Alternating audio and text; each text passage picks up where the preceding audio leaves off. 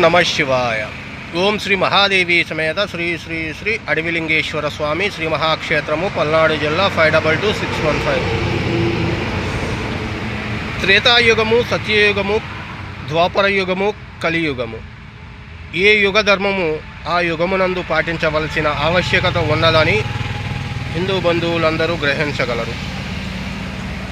త్రేతాయుగమునందు తపస్సులను కలియుగమునందు చేస్తామంటే నడవదు.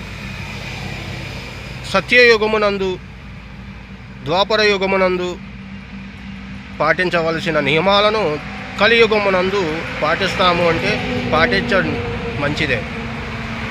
కానీ కలియుగమునందు కలియుగ ధర్మాన్ని పాటించాల్సిన ఆవశ్యకత ఉన్నది. ఏమిటి కలియుగ ధర్మము? త్రేతాయుగమునందు తపస్సు ఆ యుగ ధర్మము. సత్యయుగమునందు సత్యము పలుకుటే సత్యయుగ ధర్మము. ద్వాపర యుగమునందు నీ ద్వారా పరులకు మేలు చేరుకుటే ఆ యుగ ధర్మము.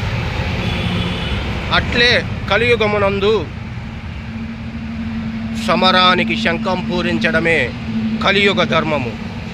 కలియుగ ధర్మము పాటిస్తే హిందువులు మన్నగలరు.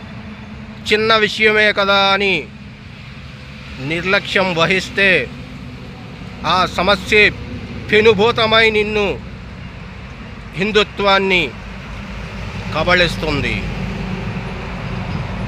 ప్రతి సనాతన హిందూ బంధువు ప్రశ్నించండి.